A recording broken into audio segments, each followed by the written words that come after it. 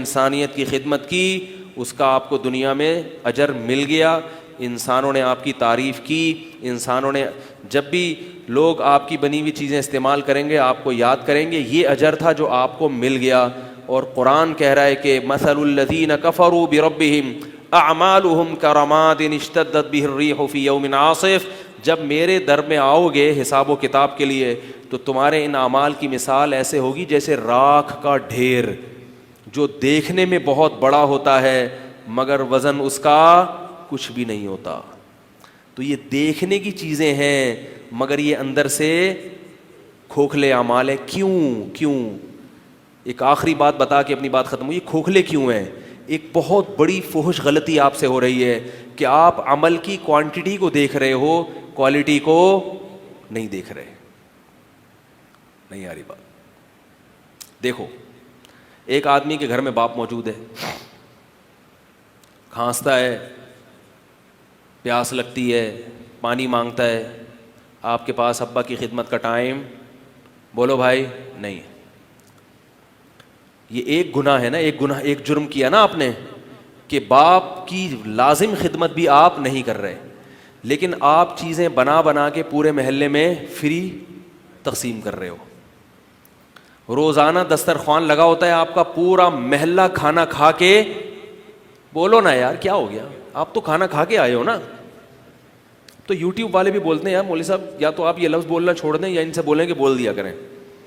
ہمارے کان پک گئے ہیں یہ ملفوظ سن کے. ابا گھر میں بیمار پڑے ہوئے, آپ لفٹ ہی نہیں کرا رہے. محلے میں دسترخوان کیا چل رہے ہیں, روزانہ خدمت ہو رہی ہے, چیزیں بھی بنا کے پیش کر رہے ہیں, لوگوں کو بڑے زبردست مشورے بھی دے رہے ہیں تجارت کے.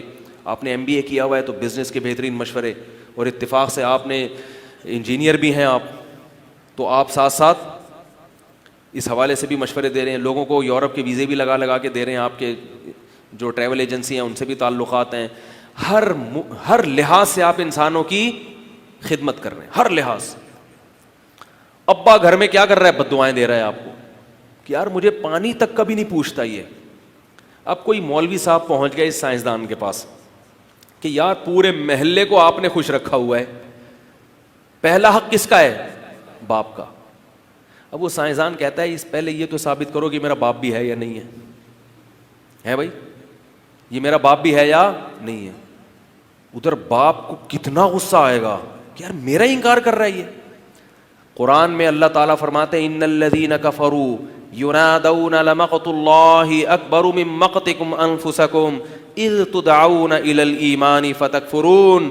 فرمایا یہ کافر جب جہنم کی آگ میں جلیں گے تو حدیث میں آتا ہے کہ یہ اپنی انگلیاں چبائیں گے نفرت سے, اپنے آپ پر غصہ آئے گا کہ کاش ہم ایمان کی دعوت کو قبول کر لیتے, اور ایسے اپنے غضب سے اپنے دانتوں کو اپنی انگلیوں کو چبائیں گے تو اللہ کی طرف سے ندا ہوگی کہ آج تمہیں اپنے آپ پر جتنا غصہ آ رہا ہے اس سے زیادہ غصہ تم پر ہمیں اس وقت آیا کرتا تھا جب تمہیں ہم پر ایمان کے لیے بلایا جاتا تھا اور تم اس دعوت کو قبول نہیں کرتے تھے. اس وقت ہمیں اس سے بھی زیادہ غضب آتا تھا تمہارے اوپر کہ سب کچھ میں کر رہا ہوں, میں نے تجھے پانی کے قطرے سے پیدا کیا, یہ جو اتنا بہترین دماغ تیری کھوپڑی میں فٹ ہے جس سے تو تحقیق کر کے خلاؤں میں جہاز اڑا رہا ہے اور خلائی سیارے پھینک رہا ہے فضاؤں میں اور ایسی چیزیں بنا رہا ہے, تو یہ دماغ تو تجھے میں نے دیا ہے, اور تو اپنے ماننے والے کا, اپنے پیدا کرنے والے کا انکار کرتے, بس ٹائم ہی نہیں ہے اس کے سوچنے کے لیے. تو اللہ کو بالکل اسی طرح غصہ آتا ہے جیسے بیٹا باپ کا نافرمان ہو, لوگ اس کو سمجھائیں کہ بھئی باپ کی اطاعت کر, اور بیٹا کہے کہ پہلے یہ تو ثابت کرو کہ یہ میرا باپ ہے بھی یا, بولو بھائی یہ ثابت تو کرو, اس بحث میں پڑا ہوا ہے. اور اگر ثابت ہو بھی جاتا ہے تو پھر اس بحث میں پڑتا ہے کہ مجھ پر باپ کی خدمت لازم بھی ہے یا نہیں ہے, یہ تو ثابت کرو. ایسی باتوں سے محلے والے تو مطمئن ہو جائیں گے لیکن باپ مطمئن نہیں ہوگا, کوئی بھی عقل مند آدمی مطمئن نہیں ہوگا. تو اس آدمی کا جرم کوانٹٹی کے لحاظ سے تو تھوڑا ہے, نیکیاں کوانٹٹی کے لحاظ سے بولو نا بھائی بہت زیادہ ہے. اس نے وسیم بھائی کو بھی کھلایا, سلیم بھائی کو بھی کھلائی دعوت, اور جناب ستار بھائی کے کام بھی آیا, غفار بھائی کے کام بھی آیا, اور فلاں کی شادی بھی کرا دی اس نے, اور فلاں کی بیوی بیمار تھی اس کو ہاسپٹل میں فری علاج کروا دیا, اور فلاں عورت بیوہ ہو گئی تھی اس کے جناب ٹرسٹ کھول دیا اس نے, اور فلاں ٹرسٹ کو یہ تو نیکیاں کوانٹٹی کے لحاظ سے کیا ہیں؟ بولو نا بھائی، بہت زیادہ ہیں. جرم کوانٹٹی کے لحاظ سے جرم کی تعداد کتنی ہے؟ ایک، صرف اپنے باپ کا نافرمان ہے اور کوئی برائی اس میں نہیں ہے. لیکن کوالٹی کے لحاظ سے یہ جرم بہت زیادہ ہے اور وہ نیکیاں اس کے مقابلے میں کم ہیں. تبھی قیامت کے دن اعمال گنے نہیں جائیں گے، تولے جائیں گے. قرآن میں کہیں بھی نہیں ہے کہ جس کی نیکیاں زیادہ ہو گئیں یعنی کوانٹٹی کے لحاظ سے وہ جنت میں جائے گا. فرمایا نہیں، فمن ثقلت موازینہ، جس کی نیکیوں کا پلڑا بوجھ سے، وزن سے جھک گیا، فاولئک ھم المفلحون، یہ ہیں وہ لوگ جو کامیاب ہیں. تو وہ سائنسدان جو انسانوں کی خدمت کرتے ہیں مگر خدا کے منکر ہیں، ان کی نیکیاں کوانٹٹی کے لحاظ سے بہت زیادہ ہوں گی. لیکن قرآن کہہ رہا ہے وہ اللہ کے جو انہوں نے انکار کر کے جرم کیا نا، اس جرم کے مقابلے میں راکھ کا ڈھیر ہے جو بہت زیادہ ہے کوانٹٹی میں، وزن کے لحاظ سے اس کی کوئی حیثیت نہیں ہے، وزن میں کھوکھلا ہے وہ. تو جو اللہ ہے، جنت جہنم کس نے بنائی ہے؟ اللہ نے. تو میری اور آپ کی تو سائنسدانوں نے خدمت کی، ہم تو تعریفیں کریں گے. بالکل ایسے جیسے وہ شخص جو باپ کا نافرمان تھا لیکن ہماری خدمتیں کر رہا ہے، جب مرے گا تو ہم تو کیا کہیں گے؟ بہت اچھا. لیکن باپ کیا کہے گا؟ اچھا ہوا جان چھوٹی اس سے. ہم تو مفاد پرست ہیں نا، صرف اپنے فائدے دیکھ رہے ہیں، اس لیے ہم تعریفیں کرتے ہیں. تو یاد رکھو سب سے بڑی نیکی کیا ہے؟